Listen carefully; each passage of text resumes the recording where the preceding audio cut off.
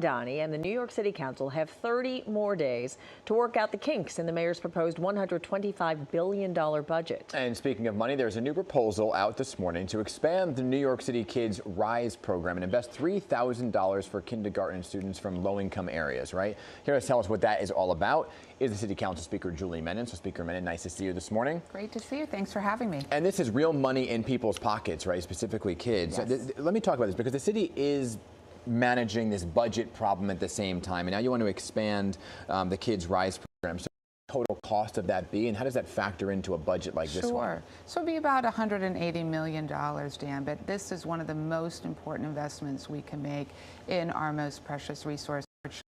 New York City Kids Rise is a program that I helped to create over a decade ago that seeds every single public school kindergartner with a college savings account.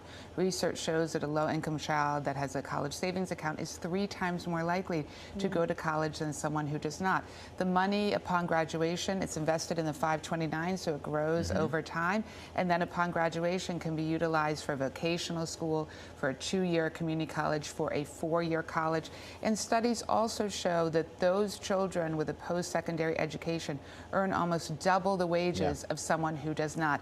So honestly, it is one of the best ways we can address income inequality and lift wages in the city. So who exactly is eligible? Every kindergartner is literally eligible. every. Yeah, so right now when I launched the program, I was commissioner of the Department of Consumer Affairs, and we did a public-private partnership with the Gray Foundation. We did a pilot in Queens Education District 30, 10,000 kids. We've now done 380,000 kids. So every single public school kindergartner currently already gets the NYC Kids Rise account, but it starts at $100, and then that money grows over time. What we are now proposing is a new iteration of the program, $1,000 per child for every single kindergartner and $3,000 for those in need. That $3,000 could be worth up to $12,000 upon graduation. So how do you, it's a really significant amount. How do you differentiate? What's the threshold for the $3,000 versus the $1,000? So we're looking, for example, at those that qualify for free lunch, those that qualify for certain HRA benefits. So we would have a number of metrics that we would utilize for that additional bump up in funding. But this really is so important, and the way that we created Kids Rise is families can contribute $5, $10 into the program. Local businesses can adopt a school and donate into the program. And so it really creates wealth building. It focuses on generational wealth building, particularly if no one in that family had gone to college before. Wow, that's wonderful. And being a parent of 2 in the city, Yes. you know, every little penny counts. Does it need to be voted on? Well, yes, it would have to be part of the budget. So I have put this as a top priority in our budget negotiations. I've been speaking to the mayor about this since day one. Had very productive conversations with him. But yes, it would be part of our overall budget. And I think Kids Rise is also so important because about 600,000 families in New York are unbanked. They don't even have a bank account.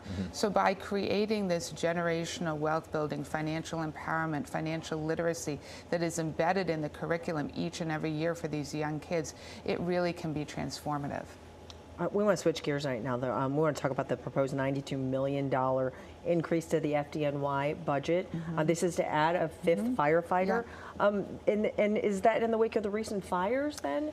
It is. We have an intolerable and unacceptable situation where 46 people have died from fatal fires. The number of fatal fires is vastly increasing in the city. You're seeing them particularly in the Bronx and in other areas. We have to get a handle on this, and so by adding a 5th firefighter, it reduces response times. Response times have steadily gone up each and every year the past couple of years, and when response times goes up, obviously that can lead to death and injury. So we are very committed to this. By adding the 5th firefighter, it will make an enormous difference. We will save lives. We will save lives for New Yorkers, for firefighters, property damage, all of the above. It is a very important safety measure that we are fighting hard for. You know, there's a lot of talk, speaking of FDNY, I was talking about the NYPD and the increase in overtime for all the events that are kind of happening right now. And again, it's to look at it all. And it seemed that some folks were for the overtime, some were saying it was too much. What do you think of the amount of overtime that they'll have to accrue? Something the mayor said he wants to cut down on. Well, this is actually going to be the subject of our hearing this morning. We have the NYPD budget overtime hearing. Well, hearing not just on overtime, but on all of the different NYPD issues. But this is going to be front and top of center because we have to reduce overtime.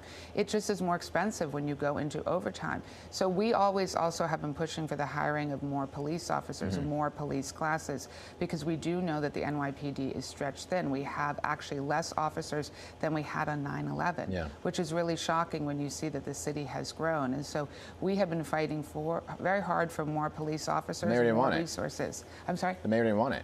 The mayor does not want that, that is true, but we in the council are pushing hard for that. And so the purpose of today's hearing will be to get exactly into those overtime issues, because again, if they had more officers, there would be less overtime. So we'll be talking a lot the that today. I mean, budget negotiations are always kind of tense, but how would you characterize the negotiations going on right now? I mean, look, they're productive right now. The council has a lot of priorities that we're going to be fighting very, very hard for.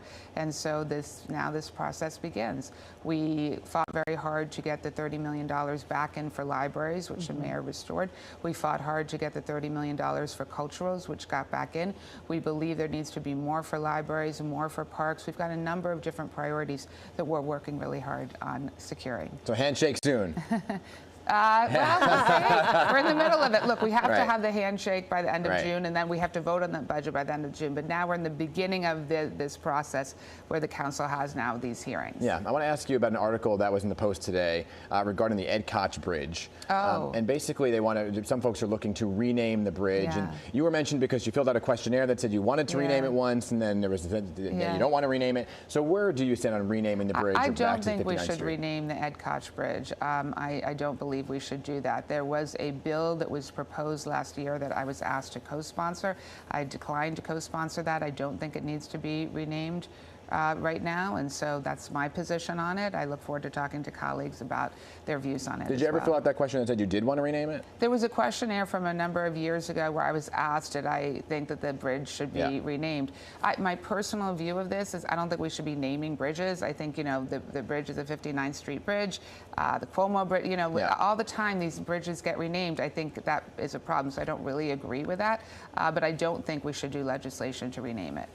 Now, you had mentioned to us earlier in the break that you had gone to the Israel Day Parade yesterday, but the mayor decided not to join the parade. What was your feeling about that? Look, the mayor makes his choice about which parades he wants to march in. I make my choice. I was proud to be there. I'm the first Jewish speaker of the New York City Council, and so I marched with pride. This was about Jewish pride. There were tens of thousands of people in the streets really celebrating Jewish pride and Jewish culture, so it was a beautiful day. And weather-wise, couldn't have been better. Yes. Nixon, how much? What do you think? Oh, I think in 4. I think that's great. Let's do another sweep. Come on. There we go. Go Knicks. There we go. Speaker Menin, great to have you here as always. Come on back when there's the handshake, please, because I want to talk to you about that. Absolutely.